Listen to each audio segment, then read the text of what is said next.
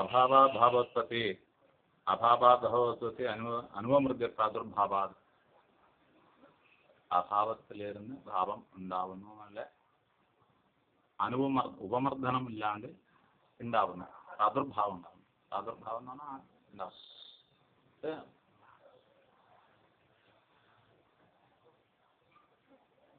ക്ഷണഭംഗ പ്രകരണം എന്ന് ഒരു പ്രകരണമുണ്ട്.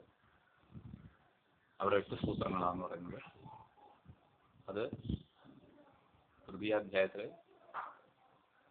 ബുദ്ധി അനിത്യതാ പ്രകരണം എന്ന് പറഞ്ഞതിന് ശേഷം ക്ഷണഭംഗവാദ പ്രകരണം പറയുകയായിരുന്നു. അതിനുശേഷം ബുദ്ധി ആത്മഗുണം എന്നുള്ളത് പറയുകയായിരുന്നു. ബുദ്ധി ആത്മഗുണം എന്നുള്ളതായ വിഷയം പറഞ്ഞതിന് ശേഷം ബുദ്ധി ഉത്പന്നാപവർഗിയായിട്ടുള്ളത് എന്നാണ് പിന്നെ നിരൂപിക്കുന്നത്. 4 സൂത്രമുണ്ട്. അത് കഴിഞ്ഞാൽ ശരീരഗുണത്തിൽ നിന്ന് വേർപെട്ടതാണെന്ന് പറയാനാണ് ഉദ്ദേശിക്കുന്നത്. അത് ഒരു 10 സൂത്രമാണ്. അപ്പോൾ ഇവിടെ ശാസ്ത്രം ന്യായശാസ്ത്രമായാലും ശാസ്ത്രാന്തരം അറിഞ്ഞു കഴിഞ്ഞാൽ മാത്രമേ ഇതിൻ്റെ എല്ലാം സൂത്രാർത്ഥം പറയാൻ പറ്റുള്ളൂ. അപ്പോൾ ഇതൊരു പ്രസംഗം ചില ആളുകൾ എന്നോട് ചോദിച്ചതിൻ്റെ കാരണമായിട്ട് അതിനുള്ളതായ ഉത്തരം പറയുന്നു എന്നുള്ളതാണ് ഒരു വാസ്തവം. അത് എങ്ങനെ അതിൻ്റെ സ്വരൂപം പറയുമ്പോൾ, അതായത് സ്ഫടിക അവരാവരത്വത്തെ ക്ഷണികത്വ വ്യക്തിനാമഹേതു നിയമഹേത്വഭാവാതെ യഥാദർശനമധ്യനിത്ന നോത്പത്തി വിനാശകാരണ അനുപലബ്ധ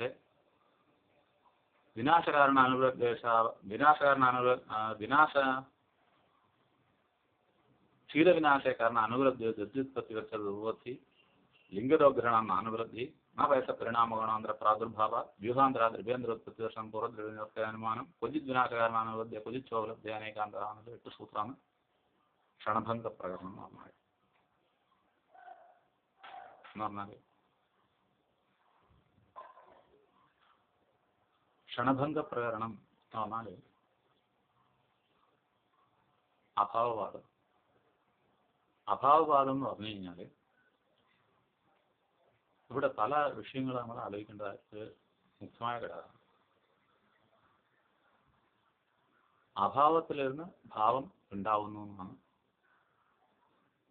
അഭാവത്തിൽ നിന്ന് ഭാവം ഉണ്ടാവുന്നു എന്ന് പറയുന്നത് ഇവിടെ നമ്മൾ ന്യായശാസ്ത്രം പഠിക്കുന്നു. അതുകൊണ്ട് നമ്മൾ നൈയായികനാവുന്നില്ല.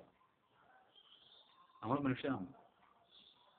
നമ്മൾ ജൈനമതം പഠിക്കുന്നു. അതുകൊണ്ട് നമ്മൾ ജൈനനാവുന്നില്ല. നമ്മൾ മനുഷ്യൻ മാത്രമാണ്. നമ്മ ഇതേപോലെ ക്രൈസ്തവ മതം പഠിക്കുന്നു. അതുകൊണ്ട് നമ്മൾ ക്രിസ്ത്യനാവണമെന്നില്ല. നമ്മൾ മനുഷ്യൻ മാത്രമാണ്. അതേപോലെ നമ്മ ബൈബിൾ പഠിക്കുന്നു. അതുകൊണ്ട് നമ്മൾ മുസ്ലിം ആവണമെന്നില്ല. നമ്മൾ മനുഷ്യൻ മാത്രമാണ്. കാരണം എന്താ ചോദിച്ചാൽ ഇവിടെ ഒരു സൂത്രം, അനാദിയായിട്ടുള്ളതായ ഒരു ഗൗതമ സൂത്രം, ഇത് ഇന്ന് കാണുന്ന കുറച്ച് ആൾക്കാരുടെ അഭിപ്രായത്തിന് വേണ്ടിയിട്ട് സൃഷ്ടിക്കപ്പെട്ടതല്ല. ഈ സൂത്രം കുറച്ച് ആൾക്കാർക്ക് വേണ്ടിയിട്ട് അനുകൂലമായിട്ടോ കുറച്ച് ആൾക്കാർക്ക് വേണ്ടി പ്രതികൂലമായിട്ടോ സൃഷ്ടിക്കപ്പെട്ടതായ അതോ വിവാദത്തിന് വേണ്ടിയിട്ടുള്ളതായതോ അല്ലെങ്കിൽ ഒരാൾ ആക്ഷേപിക്കാൻ വേണ്ടിയിട്ടുള്ളതോ അല്ല ഗൗതമസൂത്രം. ഗൗതമസൂത്രത്തിന്റെ താല്പര്യം തന്നെ നമ്മ എന്തറിയണം, വിദ്യ എന്നുള്ളത് നിർണീത അർത്ഥവ്യവസ്ഥയെ മനസ്സിലാക്കിപ്പിക്കാൻ വേണ്ടിയിട്ടുള്ളതാണ്. ആ നിർണീതമായ അർത്ഥവ്യവസ്ഥ എന്താണെന്ന് പറയണമെന്നുണ്ടെങ്കിൽ ഒരു ന്യായശാസ്ത്രം കൊണ്ട് സാധ്യമല്ല. അപ്പോൾ ന്യായശാസ്ത്രം കൊണ്ട് നമുക്ക് എന്ത് സാധിക്കും? സന്നിഹർഷവേദ്യമായിട്ട് ചില യുക്തികളെ മനസ്സിലാക്കാൻ പറ്റും. ഇതേ ന്യായശാസ്ത്രം തന്നെ ബുദ്ധി ആത്മാവിന്റെ ഗുണം എന്നാണ് പറയുന്നത്. ഗുണം, ആത്മാവിന്റെ ഗുണം എന്ന് പറഞ്ഞാലും ഈ ബുദ്ധി കൊണ്ട് ഉത്പന്നാപവർഗീതം ഉണ്ട് എന്ന് പറഞ്ഞു കഴിഞ്ഞാൽ, അപവർഗം എന്ന് പറഞ്ഞാൽ വിശക്കുന്നതിന് ഭക്ഷണം കൊടുത്തു കഴിഞ്ഞാൽ ആ വിശപ്പിൽ നിന്ന് രക്ഷപ്പെട്ടു എന്ന് മാത്രമേ ആയിരിക്കും. പക്ഷെ ഇങ്ങനെയുള്ള താല്പര്യത്തിലും ഇരുന്നും മേലായിട്ടുള്ള നിർണീതമായ അർത്ഥവ്യവസ്ഥയെ ഉണർത്തണം, അറിയിക്കണം എന്നുള്ള താല്പര്യത്തിലാണ് ഗൗതമന്റെ സൂത്രം. അതുകൊണ്ട് ഇത് ഒരുബോധം ശൂന്യതാവാദം എന്നുള്ളതുകൊണ്ട് ബൗദ്ധമത നിരാകരണം ആ താല്പര്യമില്ല. അങ്ങനെയുള്ള ബുദ്ധിതാത്പര്യം എന്നൊരു അഭിപ്രായത്തിൽ നമ്മൾക്കുള്ളിൽ നമ്മളോട് ചോദിക്കുന്ന ആ ചോദ്യത്തിന് നമ്മൾ ഉത്തരം പറയുന്നു എന്നുള്ളതാണ് അതിന്റെ സത്യം എന്ന് പറഞ്ഞു കഴിഞ്ഞാൽ ബൗദ്ധമതമാ ഭാവന ചെയ്ത് ഇങ്ങനെയെല്ലാം യുക്തികൾ പറയുകയാണെങ്കിൽ ഇതിന് ഇതെല്ലാം സമാധാനം പറയേണ്ടത് ശാസ്ത്രാന്തരത്തിലിരുന്ന് കൂടെ നോക്കിയിട്ട് നമ്മളിത് ആൻസർ കണ്ടുപിടിക്കണം. കണ്ടുപിടിക്കലല്ല, ഉള്ളതിനെ പറയുക. എന്തുകൊണ്ടെന്ന് വെച്ച് കഴിഞ്ഞാൽ അവിരോധാധികരണം എന്നാ ശാരീരമീമാംസാ ശാസ്ത്രത്തിൽ പറയുന്നു. വിരോധം ഈ അധികരണോട് ഉദ്ദേശിക്കുന്നില്ല. അപ്പൊ അവിരോധം വരുന്നതാണെങ്കിൽ അത് ഏതായിരിക്കും അവിരോധം? പ്രപഞ്ചം നമുക്ക് സുഖദുഃഖത്തെ കൊടുക്കുന്നുണ്ടെങ്കിൽ ഒരുബോധം ദുഃഖത്തെ കൊടുക്കുന്നില്ല എങ്കിൽ വിരോധമില്ല. അപ്പോൾ നിത്യമായിരിക്കുന്ന ഒരു പദാർത്ഥമായിരിക്കണം. അത് ബുദ്ധിക്കും കാരണമായിരിക്കുന്നതായ, അതായത് ഗുണങ്ങൾക്ക് കാരണമായിരിക്കുന്നതായ ധർമ്മിയായിരിക്കണം. ആ ധർമ്മിയെ നമ്മൾ തത്വം എന്നോ ഭഗവാൻ എന്നോ നാമത്തിനാൽ പറയാൻ പറ്റാത്തായ ആ ഭഗവാന് അല്ലെങ്കിൽ അനാമധേയനായിരിക്കുന്നവന് ഈശ്വര സങ്കേത ശക്തി എന്ന് തർക്കശാസ്ത്രത്തിൽ പറയുന്നുണ്ടെങ്കിൽ അത് സജ്ഞാമൂർത്തി കൃത്യധികരണം എന്നുള്ള അധികരണത്തിൽ പറഞ്ഞിട്ടില്ല. അതിന്റെ സാറാണ് ഈ ശാസ്ത്രാന്തരത്തിലൂടെ നമുക്ക് പ്രകടനം ചെയ്തിട്ടുള്ളത്. അതുപോലെ ഇവിടെ ഒരു ഐശ്വര്യയോഗാസോബി എന്നുള്ള ബ്രഹ്മസൂത്രത്തിലുണ്ട്. മനുഷ്യർക്കും ചില ഐശ്വര്യമുണ്ട്, ചില ശക്തികളുണ്ട്. അതിന് അവനും ചിലർ ചെയ്യാൻ പറ്റും എന്നുള്ള സൂചന ഉണ്ട്. അങ്ങനെ ഐശ്വര്യയോഗമുള്ളതായ ജീവനെ പരമാത്മ ഐക്യം കിട്ടുന്നുള്ളതായ ശാസ്ത്രം ഉള്ളത് കൊണ്ട്, ശാസ്ത്രശക്തികളായ ശാസ്ത്രമായതുകൊണ്ട്, ആ ശാസ്ത്രത്തിൽ നിന്ന് അറിയപ്പെടേണ്ടതായ വിഷയങ്ങൾ നമ്മൾ അറിഞ്ഞുകൊണ്ട് ഈ യുക്തികളെ നമ്മൾ അനാലിസിസ് ചെയ്യുന്നു. അതായത് ശ്രവണമന നിധ്യാസനം, ശ്രോതബന്ധ നിധ്യാസനം, ബൃഹദാരണ്യ വാക്യപ്പടി ശ്രവണമന നിധ്യാസനത്തിൽ നിന്ന് അധ്യാസ വിഷയത്തിൽ നിന്ന് നമ്മൾ എങ്ങനെ ഭഗവത് സാക്ഷാത്കാരം ഉണ്ടാവാം എന്നത് അറിയാനാണ് ഈ ഗ്രന്ഥത്തിന്റെ താല്പര്യം. അപ്പോൾ കൃമികീടങ്ങൾക്കൂടെ ഉപകാരത്തിന് വേണ്ടി എന്ന് പ്രാമാണ്യവാദത്തിൽ പറഞ്ഞിട്ടുണ്ടെങ്കിൽ ആ വാദം, ആ തത്വം അന്തര്യാമിയായ ഭഗവാനെ അറിയിക്കുന്നതായിട്ടുള്ള തത്വമാണ് എന്ന് പറയുന്നത്. ഇപ്പോ ന്യായശാസ്ത്രത്തിലൂടെ ക്ഷണഭംഗ പ്രകരണം എന്നതിൽ തന്നെ ക്ഷണികം, ഏത് സത്തായിട്ടുണ്ടോ അത് ക്ഷണനേരത്തിലേ ഉള്ളതാണ്. ആ ക്ഷണിക തത്വം, അതായത് ക്ഷണനേരത്തിലുള്ളത് തത്വം എന്ന് പറയുന്നുണ്ടെങ്കിൽ അവിടെ വ്യക്തിത്വം എന്നതില്ല, അതായത് കർത്തൃത്വം എന്നതില്ല. കാരണം ഉപഹേതുവേ തഥപ്രാപ്തി, അത് പരമാണുഹേതുകമായാലും ശരി, ആധ്യാത്മിക സമുദായ ഹേതുകമായാലും ശരി, വ്യക്തി എന്നുള്ളത് ഇല്ല എന്നാണ് അവിടെ ഉദ്ദേശിക്കുന്നത്. അപ്പോൾ ആ സമുദായാധികരണത്തെയും നമ്മൾ ഉൾക്കൊണ്ടുകൊണ്ട് ഈ ക്ഷണഭംഗവാദ പ്രകരണത്തിന് നമ്മൾ ബദൽ പറയേണ്ടതാണ് വരുന്നത്. അതായത് ഇവിടെ പൂർവോഷ സിദ്ധാന്തത്തോടും കൂടിയതായ സൂത്ര ചിന്തനമാണ്. സ്ഫടിക അപരാപരത്വത്തെ ക്ഷണികത്വ വ്യക്തിനാം അഹേതുഹു എന്ന് പറയുന്ന സമയത്ത്, അതായത് സ്ഥിരചേതനൻ ഇല്ല എന്നതാണ് ബൗദ്ധമതത്തിനുടെ വിശേഷം. സ്ഥിരമായിട്ടൊരു ചേതനമില്ല. അത് ഗീതയിലും ഭഗവത്ഗീതയിലും പറയുന്നുണ്ട്. ഇച്ഛാദ്വേഷം സുഖം ദുഃഖം സംഘാത ചേതനാധൃതി ഏതക്ഷേത്രം സമാസേന സവികാരമുദാഹരണം. ഈ കാണുന്ന പ്രപഞ്ചം വികാരത്തിനാൽ ഉദാഹരിക്കപ്പെട്ടതാണ്, ദൃഷ്ടാന്തമായിട്ട് പറയപ്പെട്ടതാണ്. ഇതെല്ലാം ക്ഷേത്രഗുണമാണ്. ശരീരധാരണം ചെയ്യപ്പെട്ടിട്ടുണ്ടെങ്കിൽ ചിത്ത ചൈത്യമായിട്ട് മനസ്സിനുണ്ടായ കാര്യകാരണങ്ങളാൽ ഈ ശരീരധാരണവും സ്മരണവും ബുദ്ധിപ്രയോഗങ്ങളും എല്ലാം ചെയ്യുന്നത്. ഇത് അദ്വൈത രീതിയിലും സത്കാര്യവാദികളുടെ രീതിയിലും ഇതിന് വിരോധമില്ല. അപ്പോൾ ഇവിടെ സത്കാര്യവാദിയാണ് ഇവിടുത്തെ പൂർവപക്ഷി. അതായത് ന്യായശാസ്ത്രത്തിൽ ക്ഷണഭംഗവാദം സ്ഥാപിക്കാൻ പോകുന്നു. വേദാന്ത മതത്തിൽ ക്ഷണഭംഗവാദം ഉള്ളത് അത് വസ്തുസത്യമല്ല എന്ന് പ്രകടിപ്പിക്കുന്നു. ഇവിടെ ക്ഷണഭംഗവാദം എന്നുള്ളത് വസ്തുസത്യം എന്ന് പ്രകടിപ്പിക്കാൻ പരിശ്രമിക്കുന്നു. വസ്തുസത്യം എന്ന് സ്ഥാപിച്ചെടുക്കുകയാണ് ഈ സൂത്രത്തിലൂടെ ഗൗതമൻ ഉദ്ദേശിക്കുന്നത്. അപ്പോൾ ഇത് രണ്ടും നമ്മൾ അനാലിസിസ് ചെയ്യുന്നതായ സമയത്ത്, അപ്പോൾ ആ പൂർണ്ണമായ വിദ്യയിലൂടെ നമ്മൾ ഉണരേണ്ടതായ തത്വത്തെ നമ്മൾ അറിയാൻ പോകുകയും ഏത് സ്വീകരിക്കണം, ഏത് സ്വീകരിക്കേണ്ട. പരീക്ഷ പരമത നിരാകരണമോ സ്വമതഗ്രസ്തമാണ് പരീക്ഷ. ഇന്നൊരുവന്റെ മതം നിരാകരിച്ച് സ്വമതത്തെ സദ്ഗ, അത് വാദം എന്ന് പറയും. പഞ്ചാവയോന വാദം പ്രതിജ്ഞാഹേതുദാഹരണോപന നിഗമനങ്ങളാലെ ഉദ്ദേശിക്കുന്നതായ അവിജ്ഞാതത്വത്തെ കർണോഭവത്തിൽ തത്വജ്ഞാനാത് ഊഹത്തർക്ക, തർക്കം എന്ന് പറയുന്നത് അവിജ്ഞാത തത്വത്തെ അറിയാത്ത അർത്ഥത്തില് കാരണം ഉപന്നമാകുമ്പോൾ തത്വജ്ഞാനത്തെക്കാ ഊഹിക്കുന്നതിനാണ് തർക്കം എന്ന് പറയുന്നത്. വിമർശപക്ഷ പ്രതിപക്ഷത്തിനാല് നിർണയിക്കുന്നതാണ് നിർണയം എന്ന് പറയുന്നത്. പക്ഷത്തെയും പ്രതിപക്ഷത്തെയും വിമർശനം ചെയ്ത് നിർണയിക്കുന്നതിനാണ് നിർണയം എന്ന് പറയുന്നത്. അപ്പോൾ നമ്മൾ ഇവിടെ ക്ഷണഭംഗവാദത്തിലൂടെ നിർണയത്തിലെത്തിച്ചേരണമെങ്കിൽ പക്ഷം എന്താണെന്ന് അറിയണം. സന്ദേഹമുള്ളത് പക്ഷം, സന്ദിഗ്ധ സാധ്യത പക്ഷ, നിശ്ചയസാധ്യമായിട്ടുള്ള വിപക്ഷം, നിശ്ചയസാധ്യ അഭാവത്തായിട്ടുള്ള വിപക്ഷം, അങ്ങനെയാണ്.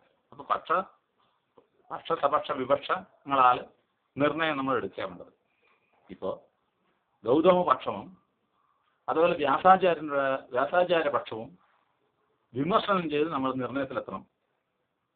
ക്ഷണഭംഗവാദം ശരിയാണോ, അല്ല ക്ഷണഭംഗവാദത്തിന്റെ പൂർവപക്ഷം ശരിയാണോ എന്നത്. അപ്പോ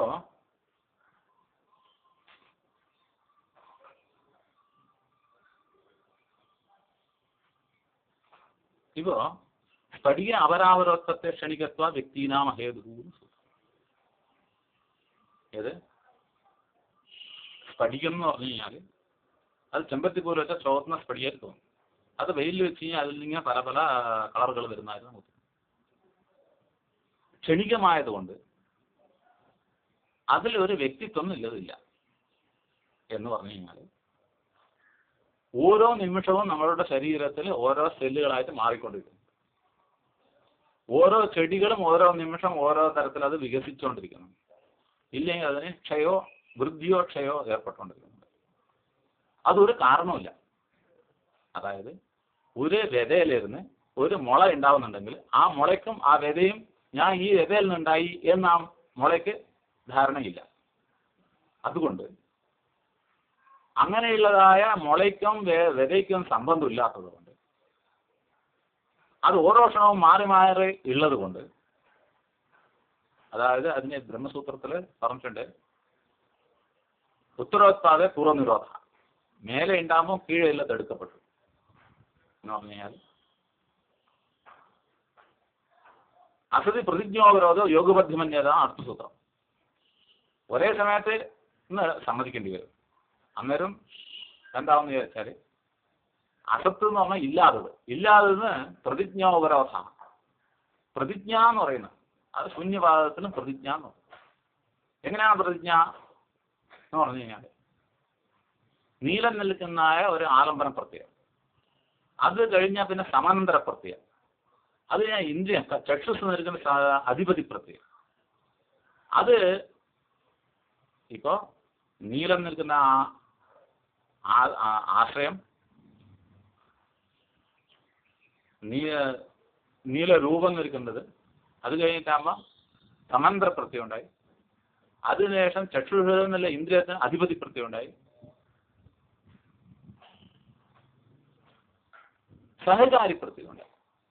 ഇങ്ങനെ 4 വിധമായ പ്രത്യയത്തിന് ശേഷം ആ പദാർത്ഥം അറിയുന്നു എന്നാണ് ശൂന്യവാദികളുടെ ആയ മതം. ശൂന്യവാദി എന്നല്ല, ആ ഉപോദ്ഘാതം ക്ഷണഭംഗവാദം എന്ന് പറഞ്ഞാൽ അങ്ങനെയാണ് തോന്നുന്നത് ആ ഒരു നിമിഷത്തിൽ. അതിൽ തന്നെ അപ്പോൾ യോഗബദ്ധ്യം വരുന്നു, കാര്യകാരണം ഒരേ സമയത്ത് ഏർപ്പെടുന്നതില്ല, ദോഷം വരുന്നുണ്ട് എന്നുള്ളതാണ് ആ ബ്രഹ്മസൂത്രത്തിന് താല്പര്യം. അതായത് അസതി പ്രതിജ്ഞോപരോധം, അസത്തിൽ നിന്ന് പ്രതിജ്ഞാണ്, ശൂന്യത്തിൽ നിന്നാണ് ഈ കാണുന്നത് പ്രതിജ്ഞ എന്ന് പറഞ്ഞു കഴിഞ്ഞാൽ തോട്ടം. അതായത് ലോകത്തിൽ കാണുന്നതായ പദാർത്ഥങ്ങളിലുണ്ട്, ലോകത്തിൽ കേൾക്കുന്നതായ പദാർത്ഥങ്ങളിലുണ്ട്, ലോകത്തിൽ സുഗന്ധം നിൽക്കുന്നതായ പദാർത്ഥം, ദുർഗന്ധം നിൽക്കുന്നതായ പദാർത്ഥമുണ്ട്, രുചി എന്നുള്ളത് രുചികേട് നിൽക്കുന്നത് പദാർത്ഥങ്ങളിലുണ്ട് എന്ന് പറയുമ്പോൾ അത് അനുഭവവേദ്യം എന്ന് പറഞ്ഞാൽ ബൗദ്ധനുടെ മതത്തിലുണ്ട് എന്ന് പറഞ്ഞാൽ ബുദ്ധി എന്ന് താല്പര്യപ്പെടുന്നവരുടെ യുക്തിവാദ താല്പര്യമാഹ അത് പറയാമെന്നർത്ഥം. അതായത് ഈ യുഗത്തിൽ നിന്നല്ല, എല്ലാ യുഗത്തിലും തന്നെ ഈ സൂത്രമുണ്ട്. കലിയുഗം വരുമ്പോൾ ഗൗതമ സൂത്രം താനായിട്ട് വരും. അപ്പൊ കലിയുഗത്തിന് മുമ്പേ ഈ സൂത്രം ഉപയോഗപ്പെടുത്തിയിട്ടുണ്ടെങ്കിൽ ഈ യുഗത്തിന് മുമ്പേയും എന്തുണ്ട്? ബുദ്ധിവാദം എന്നുള്ളതുണ്ട്. അപ്പൊ ക്ഷണഭംഗവാദം എന്നുള്ളതിന് കാരണം ഓരോ ക്ഷണത്തിലും പ്രതിക്ഷണത്തിലും ഉണ്ട് എന്നുള്ളത് ലോകത്തിൽ പലർക്കും അറിയാം. ഒരു വ്യാധി ഓരോ ക്ഷണത്തിലും മാറിക്കൊണ്ടിരിക്കും. ഇല്ലെങ്കിൽ എന്താ വെച്ചാൽ ഓരോ ക്ഷണത്തിലും ശരീരം സെല്ല് മാറിക്കൊണ്ടിരിക്കും. അപ്പോ ഇപ്പോ എന്തു പറഞ്ഞു? സ്ഫടിക അപരാവരത്വത്തെ ക്ഷണികത്വ വ്യക്തിനാമഹേതു. സ്ഫടികം താനായിട്ട് മാറിക്കൊണ്ടിരിക്കുന്നു. കളറിങ്ങനെ മാറി മാറി മാറി മാറി തോന്നുന്നു. പ്രപഞ്ചം താനായിട്ട് മാറിക്കൊണ്ടിരിക്കുന്നു. അത് സർവ്വതാ മാറിക്കൊണ്ടിരിക്കുന്നു. അപ്പൊ തോന്നുന്നതായ ഈ മാറ്റം ക്ഷണനേരത്തിലേ ഉള്ളൂ. ആ ക്ഷണനേരം തന്നെ ചക്ഷുരാദി ഇന്ദ്രിയങ്ങളാൽ നമ്മൾ തോന്നുന്നുള്ളത് ക്ഷണികമാണ്. അപ്പൊ ക്ഷണനേരത്തിൽ തോന്നുന്ന ഈ തോற்றങ്ങളെല്ലാം വ്യക്തിഗതമായ അല്ല. അപ്പോൾ ഈ വ്യക്തിഗതമായ അല്ല എന്ന് പറഞ്ഞു കഴിഞ്ഞാൽ നമ്മളെ മതത്തിലും സത്കാര്യവാദികളായ വേദമതത്തിൽ കൂടാ വാസ്തവമല്ല ഈ പ്രപഞ്ചം. ബുദ്ധി ഉണ്ടാവുന്നു, നശിക്കുന്നു. ബുദ്ധി എപ്പോഴും ഉള്ളതാണെങ്കിൽ അത് എപ്പോഴും അഴിയാണ്ടിരിക്കണം. ഗുണം എന്നുള്ളത് ഗുണിയെ ആശ്രയിച്ചിട്ടേ നിൽക്കുള്ളൂ. അപ്പോൾ ഗുണി ധർമ്മി ഉണ്ടെങ്കിൽ ധർമ്മങ്ങളുള്ളൂ. അപ്പൊ ഈ ധർമ്മങ്ങളെല്ലാം ഉണ്ടാവി നശിക്കുകയും ചെയ്യുന്ന സമയത്ത് ധർമ്മങ്ങളിലും സങ്കല്പാസം സ്വകാമയ ബഹുശ്യമൃതായ സദബോധത്തെ സദസ്വം സർവമാചായക. ഈ സർവ എന്ന ഭഗവാന്റെ സങ്കല്പം കൊണ്ടാണ് ഉണ്ടായിരുന്നില്ല ഈ തൈത്തിരീയ വാക്യത്തിൽ നിന്ന് വരുന്നത്. അപ്പോ വാസ്തവമല്ല എന്ന് പറയുമ്പോൾ സർവകാല വാസ്തവത്തോടെ വ്യവഹാര വാസ്തവത്തിന് ഭേദമുണ്ടെന്ന് വരും. അപ്പൊ വ്യവഹാര വാസ്തവത്തിൽ നിന്ന് സർവകാല വാസ്തവത്തെ വേർതിരിച്ചറിയുമ്പോൾ ഇപ്പോ നിർണയമായ തത്വം സർവകാലത്തിലുള്ളത് അങ്ങനെ പറയുമ്പോൾ ആയിട്ട് തന്നെ ലോകം എന്നുള്ളത് അവ്യക്തികമായിട്ട് തന്നെ തോற்றம் മാത്രമാണെന്നുള്ളത് രണ്ടുപേരുടെ പക്ഷത്തും തുല്യമാണ്. സത്കാര്യവാദികളുടെ പക്ഷത്തിലും ഈ ഗുണാദികള് എങ്ങനെയുണ്ടാവും? പ്രളയത്തിലും സൃഷ്ടിയിലും സദാ സത്തായിട്ടുണ്ട്, സത്തിൽ നിന്ന് തോന്നുന്നതാണെന്നുള്ളതാണ് വേദവാദികളുടെ കാരണം. ബുദ്ധി കൊണ്ട് മാത്രം താല്പര്യം, അനുമാനം മാത്ര ഗമ്യം എന്നതായ, അതായത് നിമിത്ത കാരണങ്ങൾ കൊണ്ട് തന്നെ പറയാൻ പറ്റും എന്ന ബുദ്ധിമതം ഇവിടെ ഉദ്ദേശിക്കുന്നത് അപരാവരത്വത്തെ ക്ഷണികത്തെ വ്യക്തിത്വമേ ആവശ്യമില്ല ഈ കാണുന്ന പ്രപഞ്ചത്തിന്റെ ഉപപത്തി പറയാൻ. നിയമഹേത്വ അഭാവ യഥാദർശനം അഭിനജ്ഞ. അർത്ഥസൂത്രം. നിയമവും ഇല്ല, ഹേതുവും ഇല്ല, യഥാദർശനം അഭിനജ്ഞ. എങ്ങനെ കാണുന്നു നമ്മൾ അങ്ങനെ എടുക്കുന്നു. സെല്ലിൽ നിന്നുണ്ടായി സെല്ലുകൾ മാറിക്കൊണ്ടിരിക്കുന്നത്, സെല്ലുകൾ ഉണ്ടായിക്കൊണ്ടിരിക്കുന്നതെന്ന് പറയുന്നത് അങ്ങനെയാണ് സ്വീകരിക്കാം. അതിന് നിയമമുണ്ട് എന്ന് പറയണം. കാണുന്നതിന് നിയമമുണ്ട്. അപ്പോ വ്യക്തിത്വം ഇല്ല എന്നത് രണ്ടുപേരെ മതത്തിനും തുല്യമാണ്. നിയമഹേത്വ അഭാവം എന്ന് പറഞ്ഞാൽ അതും രണ്ടുപേരെ മതത്തിനും തുല്യമാണ്. എന്തുകൊണ്ട് വെച്ചാൽ ഏതിന് നിയമം, ഏത് നിയതം? നിയമേന ഇരിക്കുന്നത് നിയതമായ ഇരിക്കുന്നത് വസ്തുതത്വം മാത്രമാണ്. അപ്പോൾ നിയതമായ ഇല്ലാത്ത ഏതാണ്? ഈ കാണുന്നതായ ഓരോ ക്ഷണവും മാറിക്കൊണ്ടിരിക്കുന്നതായ ഈ വികാര പ്രപഞ്ചമാണ്.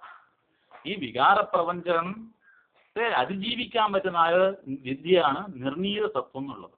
ആ നിർണീത തത്വം എന്താ പറയുന്നത് എന്ന് വെച്ചാൽ അഭാവാധികരണത്വം വസ്തുന പ്രതിയോഗിത്വം. വസ്തു യാഥാർത്ഥ്യം എന്ന വിഷയത്തിന്റെ ധർമ്മി, അത് വസ്തു. ആ വാസ്തവം എന്ന് പറഞ്ഞു കഴിഞ്ഞാൽ സർവകാലത്തിലുള്ളതായ സത്ത. ആ സത്തയിൽ നിന്ന് തോന്നുന്നതായ വികാരങ്ങളാണ് പാമ്പ് കയറെ പാമ്പായിട്ടോ പാമ്പെ തോന്നുന്നത്. കയറ് കണ്ടു കഴിഞ്ഞാൽ പാമ്പാണെന്ന് തോന്നുന്നു, ശുദ്ധിയെ കണ്ടാൽ വെള്ളിയാണെന്ന് തോന്നുന്നു. ഒരധിഷ്ഠാനമുണ്ട്.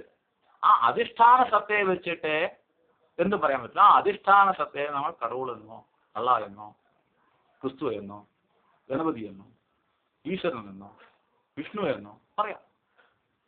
ഏത് പറഞ്ഞു കഴിഞ്ഞാൽ തത്വം ഒന്നാണ്. അതായത് ധർമ്മി നിത്യമായിട്ടുള്ളതും അത് ധർമ്മത്തോടെ സംബന്ധപ്പെടുന്നില്ല എന്നുള്ളത്.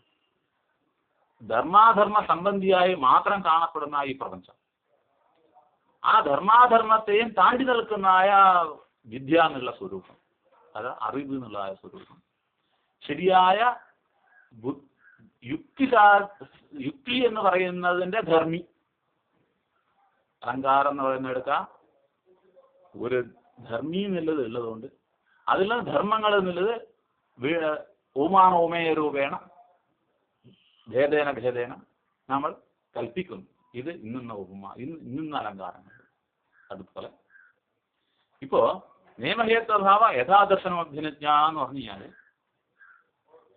ഇതിന് നിയമമില്ല, ക്ഷണം മാറിക്കൊണ്ടിരിക്കുന്നു. അപ്പോൾ എന്താണ് മാറിക്കൊണ്ടിരിക്കുന്നത്? യഥാദർശനം ശാസ്ത്രദൃഷ്ടിയിൽ നിയമഹേത്വ യഥാദർശനം അഭ്യനുജ്ഞ മുതലിൽ കണ്ടു, ലോകം കണ്ടു. പശ്ചാത്തലം അത് ശാസ്ത്രദൃഷ്ടിയാ നോക്കുന്ന സമയത്ത് ശാസ്ത്രദൃഷ്ടിയാ നോക്കുമ്പോൾ അത് ശൂന്യാണെന്ന് കണ്ടു. അത് തന്നെയാണ് സത്കാര്യവാദികളുടെ പക്ഷത്ത്.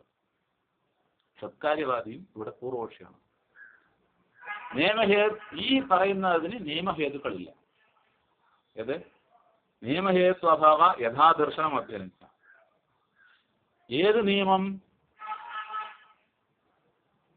വ്യക്തിത്വം ഇല്ല എന്ന് പറഞ്ഞു കഴിഞ്ഞാൽ, കർത്തൃത്വം ഇല്ല എന്ന് പറഞ്ഞു കഴിഞ്ഞാൽ നിയമഹേതുക്കളില്ല എന്ന് സത്കാര്യവാദി. അല്ല, പ്രപഞ്ചം തനിയെ മാറിക്കൊണ്ടിരിക്കുന്നുണ്ട്. ഓരോ നിമിഷവും ഓരോ സെല്ല് മാറുന്നതുകൊണ്ട് ഓരോരോ നിമിഷവും എന്താണ് ഈ വ്യക്തിത്വം എല്ലാം മാറിക്കൊണ്ടിരിക്കുന്നത്. വ്യക്തിത്വത്തെ അംഗീകരിക്കേണ്ട ആവശ്യമില്ല. പ്രപഞ്ചത്തിൽ ശൂന്യം തത്വം ആയതുകൊണ്ട് ശൂന്യത്തിൽ നിന്ന് എല്ലാം ഉണ്ടാകുന്നു, ശൂന്യത്തിൽ നിൽക്കുന്നു, ശൂന്യത്തിൽ ലയിക്കുന്നു. അപ്പൊ ശൂന്യം ഒന്നാണ് തത്വം. പക്ഷെ ഇവിടെ എന്താണെന്ന് വിചാരിച്ചാൽ സത്കാര്യവാദിന്റെ ഒരു സ്മൃതേഷ്ഠ എന്നുള്ള സൂത്രം വ്യാസാചാര്യ പ്രയോഗം ചെയ്തുകൊണ്ട് ഒരു ശൂന്യം മാത്രമാണെങ്കിൽ ആ ഒരു ധർമ്മിയില് അന്ത ബുദ്ധിലക്ഷണം ഉണ്ടെങ്കിൽ ഞാൻ അറിയുന്ന കാര്യം എല്ലാവർക്കും അറിയും, എല്ലാവരും അറിയുന്ന കാര്യം എനക്കും അറിയും. ഒരു നിമിഷത്തിൽ ഇന്ദ്രിയത്തിനാൽ സന്നികർഷവേദ്യമായ ഒരു പദാർത്ഥം അറിയേണ്ട ആവശ്യമില്ല എന്നത് ആ ഒരു ദോഷമുണ്ട്. പിന്നെ വേറൊരു ദോഷം, അസത്തായ ഒരു പദാർത്ഥത്തിൽ നിന്ന്, അതായത് ശശവിഷാണം മയിൽക്കൊമ്പ് പോയില്ലായിരുന്നു ഒരു പദാർത്ഥം ഉണ്ടാവുന്നില്ല. മയിൽക്കൊമ്പ് എന്ന് പറയുന്നതേ ഇല്ല, പിന്നല്ലേ അതിനെ കൊണ്ട് അതിൽ നിന്നുണ്ടാവുക. സത്തിൽ നിന്ന് ഉണ്ടാവുന്നത് വരെ കാണുന്നുണ്ട്. മണ്ണിൽ നിന്ന് മണ്ണിന്റെ കിടം, തങ്കത്തിൽ നിന്ന് തങ്കത്തിന്റെ കിടം, തങ്കത്തിന്റെ ആയ പാത്രങ്ങൾ, തങ്കത്തിന്റെ ആയ മോതിരം, വളയൽ, അങ്ങനെ പലതും. അങ്ങനെ വരുമ്പോ മോതിരം, വളയൽ പോലെയുള്ള പല പദാർത്ഥങ്ങൾ അത് ആ അധിഷ്ഠാന സത്തയിൽ നിന്ന് സങ്കല്പാത്മകമായ സത്ത ഉണ്ടാവുന്നതായിട്ട് കാണുന്നു. അപ്പൊ നിയമങ്ങളും ഹേതുക്കളും എവിടെ പറയാൻ പറ്റുള്ളൂ? ശരിക്കും അറിവായ വേഗത്തിൽ പറഞ്ഞിട്ടുള്ളായ സത്കാര്യവാദത്തിലേ ഉള്ളൂ. ശൂന്യത്തിൽ നിന്ന് ഒന്നും ഉണ്ടാവുന്നതായിട്ട് കാണുന്നില്ല എന്നത് അവിടെ പറഞ്ഞു. അതായത് സ്മൃതേഷ്ഠ എന്നുള്ള സൂത്രത്തിന് ശേഷം അസതി പ്രതിജ്ഞോ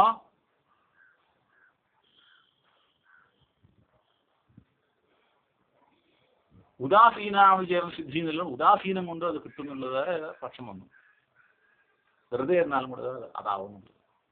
ക്ഷണം മാറിക്കൊണ്ടിരിക്കുന്ന സമയത്ത് നമ്മൾ അറിവിനെ ഉപയോഗപ്പെടുത്തേണ്ട ആവശ്യമില്ല എന്നുള്ളത് ഒരു പ്രശ്നമില്ല. അപ്പോൾ മരണം എന്നുള്ളത് എല്ലാവർക്കും എല്ലാ സന്നിവേശം അല്ലാതെ കിട്ടണമേ, അത് കിട്ടൂലല്ലോ എന്നുള്ളതായ പ്രശ്നം. അത് ഇല്ലാത്ത പദാർത്ഥം ഒരു പദാർത്ഥം ഉണ്ടാവുന്നതായിട്ട് കാണുന്നില്ല, ഉള്ള പദാർത്ഥം ഒരു പദാർത്ഥം ഉണ്ടായിട്ടേ കാണുന്നല്ലോ. അസതോ അദൃഷ്ടത്വാന്ന് സൂത്രം. അസത്തിൽ നിന്ന് ദൃഷ്ടമായിട്ട് കാണുന്നില്ല, അതേ സത്തിൽ നിന്ന് ദൃഷ്ടമായിട്ടും കാണുന്നുണ്ട്. സദാ ഉള്ളതിൽ നിന്ന് സങ്കല്പാത്മായിട്ടുണ്ട് എന്നതിന് സ്വകാമേതോ സംശായതാണെന്ന് പറഞ്ഞത്. ഇപ്പോ നിയമഹേത്വഭാവം യഥാദർശനം അഭ്യനിച്ചു. എങ്ങനെ കാണുന്നു? ജഡത്തെ കാണുന്നു, പ്രപഞ്ചത്തെ കാണുന്നു, പ്രളയത്തിൽ നിന്ന് സൃഷ്ടിയുണ്ട് എന്ന് കാണുന്നു. അത് നമ്മൾ അംഗീകരിക്കണം എന്ന് പറഞ്ഞു. ഇപ്പോ വ്യക്തിത്വം വേണ്ട എന്ന് പറഞ്ഞു.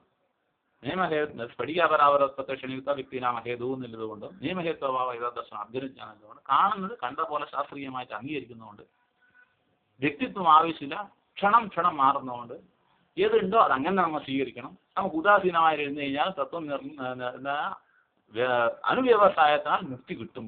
മുക്തി ഉണ്ട്, ഈ ജന്മത്തിലാണ് മുക്തി ഉണ്ട്. അതിനെ പ്രത്യേകമായിട്ടൊന്നും പഠിക്കാനില്ല. അത് എന്ന അവസ്ഥ.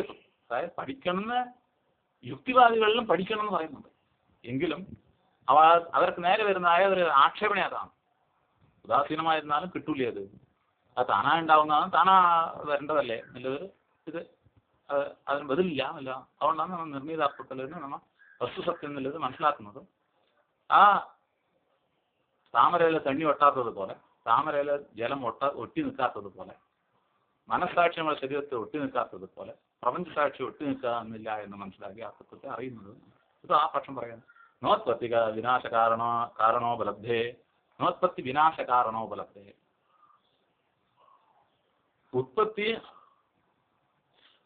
ഉത്പത്തി വിനാശം, ഉണ്ടാവുന്നു അഴിയുന്നു, ഉപലബ്ധമായിട്ടുണ്ട്. അത് പറയാൻ പാടില്ല, നിയമഹേതുമില്ല എന്ന് പറഞ്ഞാൽ. ഉത്പത്തി വിനാശ കാരണം ഉപലബ്ധിയുണ്ട്. ഇപ്പോൾ ഘടം ഉണ്ടാവുന്നു, ഘടം നശിക്കുന്നു. ഒരു പ്രപഞ്ചത്തില് പല നാശങ്ങളുണ്ടാവുന്നു, പല ഉത്പത്തികളുണ്ടാവും. ഒരു മല മുഴുവൻ പത്തിയിരിക്കുന്നു, വീണ്ടും കുടിച്ചെടികളുണ്ടാവും. നിർഹേതുമായിട്ട് ഉണ്ടാവുന്നതെന്ന് പറയുന്നതിൽ എന്ത് താല്പര്യമുള്ളത്? അല്ല, നിയമമായിട്ടാണ് ഉണ്ടാവുന്നത്. അതായത് പൃഥ്വിന്റെ വികാരമാണ് പഞ്ഞി, പഞ്ഞിയിൽ നിന്ന് തന്നെയാണ് നൂല്, നൂലിൽ നിന്ന് തന്നെയാണ് വസ്ത്രം. എല്ലാം തനിയെ പാല് തൈരാവുന്ന പോലെ വികാരമായിട്ടുണ്ട്. ഇവിടെ വികാരവാദവും വിവർത്തവാദവും രണ്ടുണ്ട്. മലമേലിലായ ഒരു മരത്തെ പുല്ലാട്ടം തോന്നുന്നു എന്നുള്ളത് വിവർത്തം, വിരുദ്ധമായിട്ട് തോന്നുന്നു. അതേ പാല് തൈരാവുന്നു എന്നുള്ള വികാരം. ഇപ്പൊ സന്നികർഷമായിട്ട് നമുക്ക് വികാരത്തെ കാണുന്നു. വികാരത്തെ കാണുന്ന സമയത്ത് പ്രദക്ഷിണം മാറിക്കൊണ്ടിരിക്കുന്ന സമയത്ത് അധിഷ്ഠാനമായ പാലില്ല കൊണ്ടാണ് തൈരായത്. ഉത്പത്തി വിനാശ കാരണം ഉപലബ്ധമാണ്. ഉണ്ടാവുന്നു, നശിക്കുന്നു. പാലുണ്ടാവുന്നു, അത് നശിക്കുന്നു, തനിയെ തൈരാവും. അപ്പൊ നിയമമുണ്ട്. ഏത്? സത്താന്നല്ല പാലിലെന്ന് സത്താന്നല്ല തൈരെന്നല്ല ഉണ്ടായി. എപ്പോ മനസ്സിലാവുന്നു? തൈരായതിനു ശേഷം അതിന്റെ മധുരമെല്ലാം പൊയ്യുന്നില്ല മനസ്സിലാവും. അപ്പോ ഉത്പത്തി വിനാശ കാരണം ഉപലബ്ധിയുള്ളത് കൊണ്ട് നിയമഹേതു അഭാവം എന്ന് പറയാൻ പറ്റില്ല. നിയമമുണ്ട്, ഹേതുവുണ്ട്. നിയമവും ഹേതുവും ഏത്? പ്രത്യക്ഷം കാണുന്നതിന് നിയമവും ഹേതു ആവശ്യമില്ല എന്ന് പറഞ്ഞാൽ നിയമവും ഹേതു എന്നില്ല പാലില് തൈരാവുന്നതിലെടുത്ത് എന്തുകൊണ്ട് പാല് തൈരായി തനിയെ? അപ്പോൾ അവിടെ നിയമഹേതു രണ്ടു പക്ഷത്തിലും ഒരുപോലെ പറയാം. അതായത് നിയമം പാല് തനിയെ വികാരാവുന്നതുകൊണ്ട് അത് പാലിന്റെ മധുരം പോയി പുളിപ്പായി, അത് കാരണം എന്ന് പറയാം. ഈ കാരണം എന്ന് പറഞ്ഞാൽ ശൂന്യമായതുകൊണ്ട് നമ്മൾ ശരിക്കും ശ്രദ്ധിച്ച് കഴിഞ്ഞാൽ ശൂന്യമായതുകൊണ്ട് ഇത് ആവുന്നുണ്ടോ ചോദിച്ചാൽ ആവുന്നില്ല. അതുകൊണ്ട് ഇത് അപ്രത്യക്ഷം ആവുന്നതുകൊണ്ട് സത്താ ഇല്ലാത്തതുകൊണ്ട് സത്യമല്ല, അതിന് നിയമഹേതുക്കൾ ആവശ്യമില്ല എന്ന് വേണമെന്നുണ്ട് പറയാം. ക്ഷീരവിനാശ കാരണാനുപലബ്ധിയോ ദദ്യുത്പത്തി വെച്ച തതുപത്തെ എന്നാണ് 4ാമത്തെ സൂത്രം. ക്ഷീരവിനാശ കാരണം അനുപലബ്ധി, പാല് നശിക്കുന്ന സമയത്ത് കാരണം ഉപലബ്ധി അല്ലാത്തതുപോലെ തൈരുണ്ടാവുന്ന സമയത്ത് ഗദ്യുത്പത്തി വെച്ച തതുപത്തി, തൈരുണ്ടാവുന്നില്ലെന്ന് അവിടെ ഉപപന്നം. പ്രതിക്ഷണം അങ്ങനെ മാറിക്കൊണ്ടിരിക്കുന്നതുകൊണ്ട് പാല് തൈരാവുന്നു, തൈര് വെണ്ണയാവുന്നു, വെണ്ണ നെയ്യാവുന്നു, നെയ്യ് തേജസ്സാവുന്നു. തേജസ് കഴിക്കുന്ന സമയത്ത് അതിലത്തെ കട്ടിയായ ഭാഗങ്ങൾ എലുമ്പാവുന്നു, മധ്യമമായ ഭാഗങ്ങൾ മജ്ജയാവുന്നു, അതിൽ സൂക്ഷ്മമായ വാക്കായി മാറുന്നു. തേജസ്സിൽ സൂക്ഷ്മമായ വാക്കായി മാറുന്നു. ഇങ്ങനെയാണ് അതിന് പരിണാമം ഉണ്ടായിക്കൊണ്ടേയിരിക്കുന്നത്. അപ്പോൾ പരിണമിച്ചത് വൃദ്ധിക്ഷയത്തിനാൽ ക്ഷണം മാറിക്കൊണ്ടിരിക്കുന്നുണ്ട്.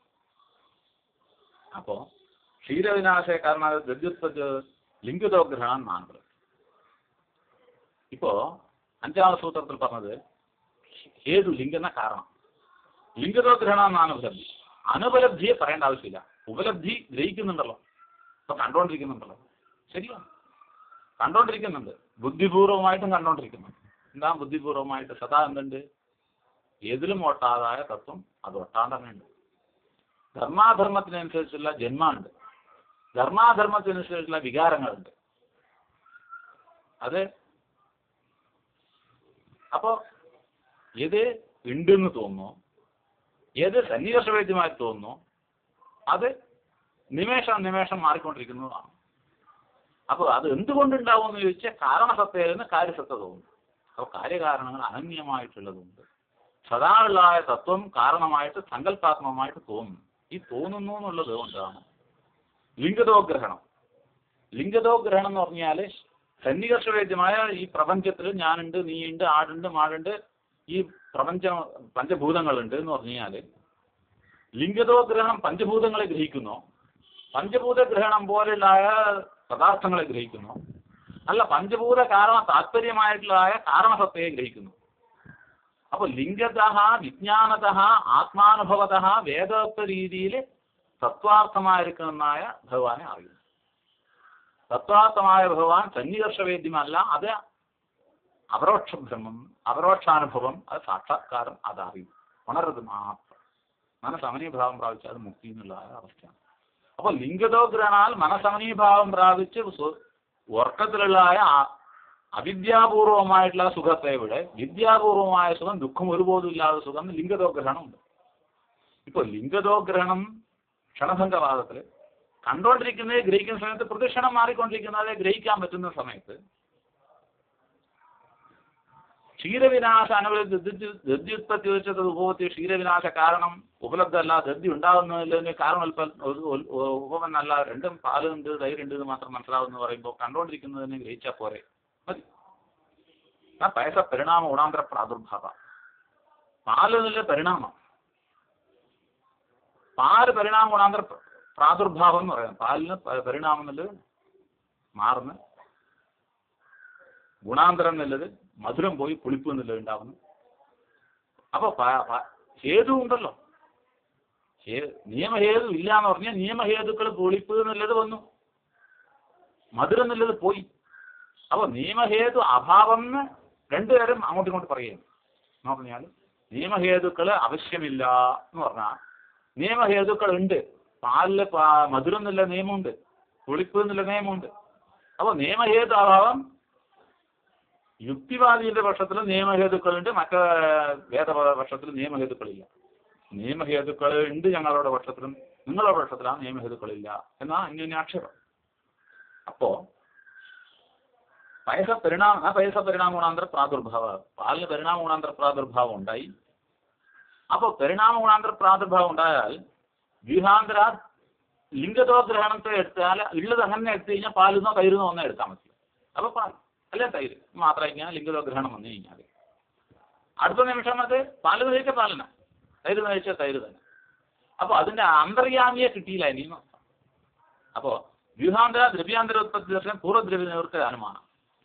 ഒരു വ്യൂഹത്തിൽ നിന്ന് പാല് എന്നുള്ള വ്യൂഹത്തിലിരുന്ന് വ്യൂഹാന്തര ദ്രവ്യാന്തര ഉത്പത്തി ദർശനം, പാല് എന്നുള്ള ദ്രവ്യം തൈര് എന്നുള്ള ദ്രവ്യായി.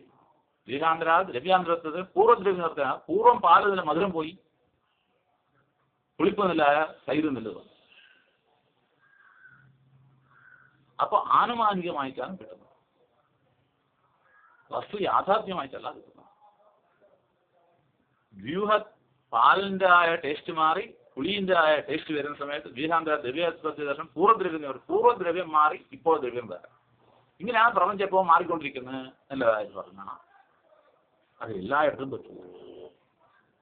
എടാ കല്ല് നിർത്തി കഴിഞ്ഞാൽ, അതായത് ഒരു ഇഷ്ടിക നിർത്തി കഴിഞ്ഞാൽ അത് പക്വമായി എന്ന് പറയാൻ പറ്റില്ല, അരിശി സാധാ ആയി എന്ന് പറയാൻ പറ്റും, അതായത് അരി ചോറായി എന്ന് പറയാൻ പറ്റും. ഏത് പറ്റില്ല? കല്ല് വെന്തു എന്ന് പറയാൻ പറ്റില്ല, ഇഷ്ടിക വെന്തു എന്ന് പറയാൻ പറ്റില്ല. എന്നുകൊണ്ട് അർദ്ധപക്വം എന്ന് ബൃഹദാരണ്യത്തെല്ലാം പറഞ്ഞു. ശിഖത എന്നുള്ളത് അർദ്ധപക്വമാണ്. അപ്പോ മുഴുവൻ പക്വമാവുന്നത് അന്നം, അരി, ഗോതമ്പ് അതല്ല. അപ്പോ പാലിന് പരിണാമം ഉണ്ടെങ്കിൽ, ക്ഷണം മാറുന്നുണ്ടെങ്കിൽ, പക്ഷെ കല്ലിന് ക്ഷണം മാറ്റമില്ലാത്തതുകൊണ്ട് ക്വചിദ്വിനാശകാരണാനുഭവത്തെ ക്വചിച്ചോപലബ്ധി അനേകാണ്. ഒരു ചിലയിടത്തില് വിനാശകാരണ ഉപലബ്ധി ഉണ്ട്, ഒരു ചിലയിടത്തിൽ വിനാശകാരണ ഉപലബ്ധി ഇല്ല. അപ്പോൾ അനേകാന്തം വ്യഭിചാരം എന്നുള്ളതായ ദോഷമുണ്ട്. വ്യഭിചാരം എന്നുള്ളതായ ദോഷം, അതായത് എല്ലാം പ്രദക്ഷിണം മാറുന്നില്ല എന്ന് പറഞ്ഞാൽ ഇപ്പൊ ദ്രവ്യത്തിനായിട്ടാണ് അന്നും കല്ലും എല്ലാം ദ്രവ്യമാണ്. പ്രപഞ്ചം തന്നെ പ്രദക്ഷിണം മാറിക്കൊണ്ടിരിക്കുന്നുണ്ട്. എന്തുകൊണ്ട് ചോദിച്ചാൽ ഇല്ലാത്തൊരു പദാർത്ഥമായി.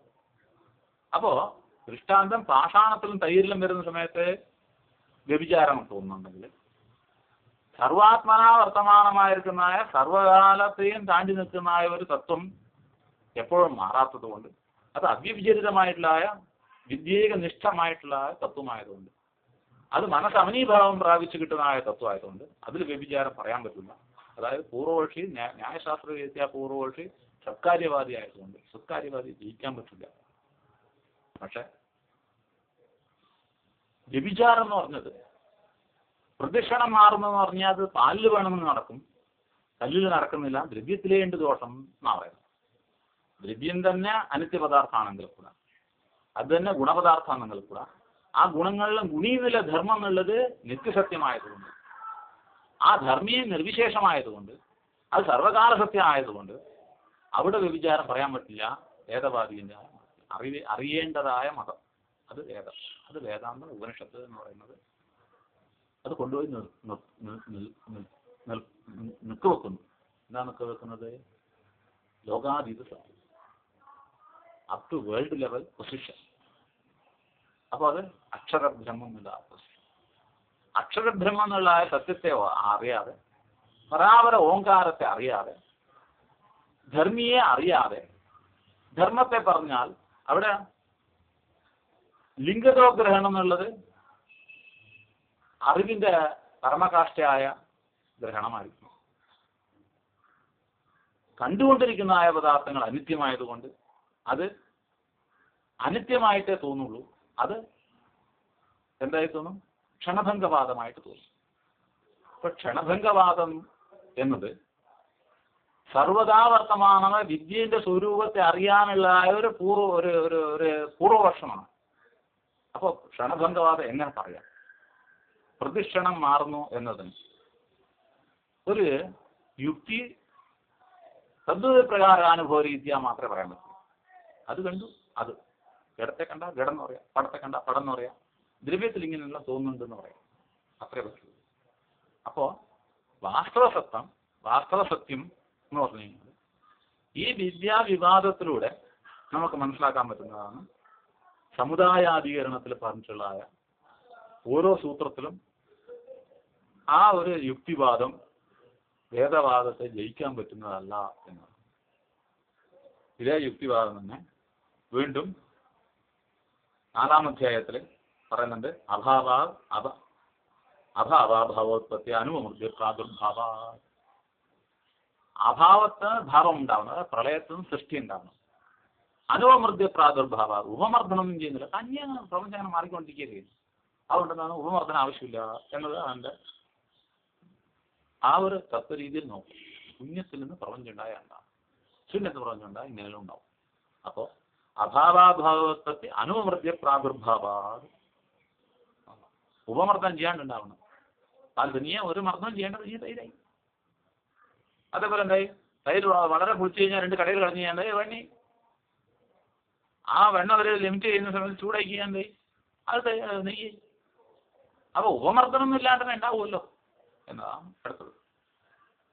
അപ്പോൾ പറയുന്ന സത്കാര്യവാദി പറയുന്ന ഇത് വലിയ തെറ്റാണ്.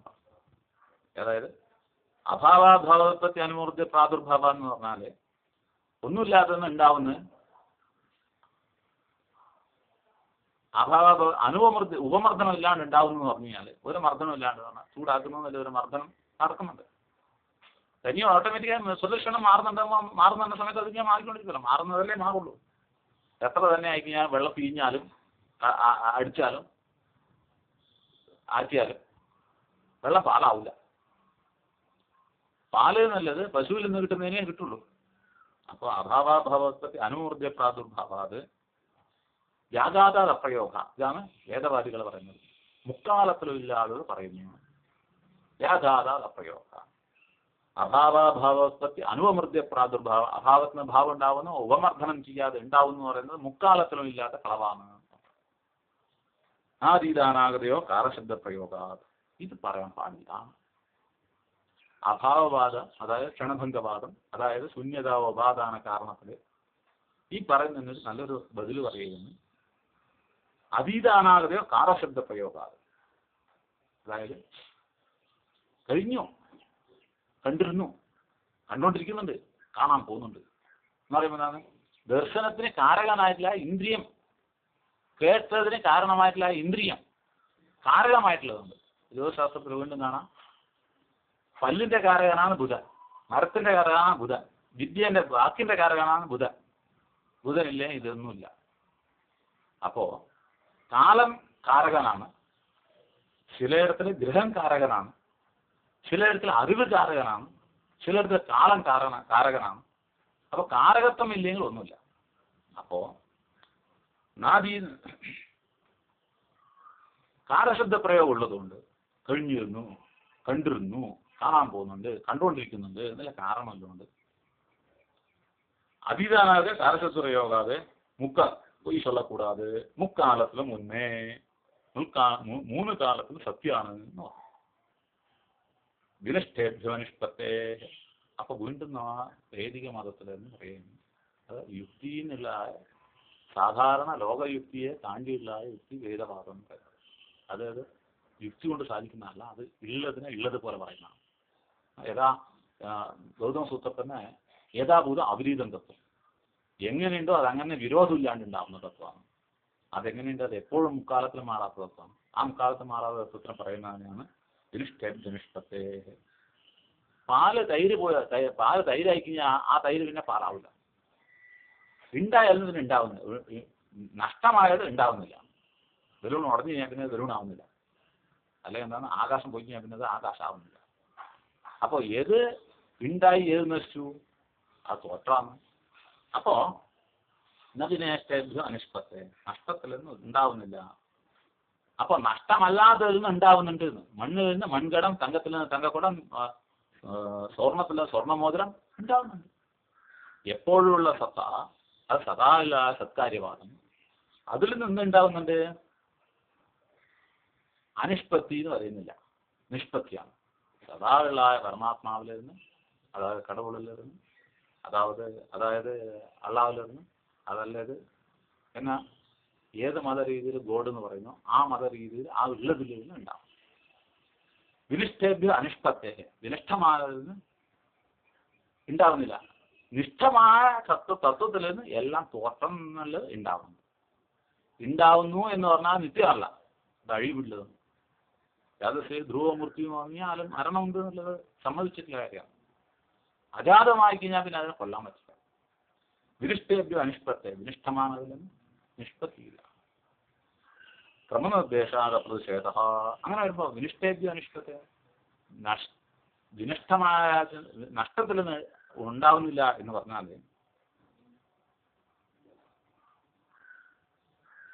വിനഷ്ടമായത് ഏത്?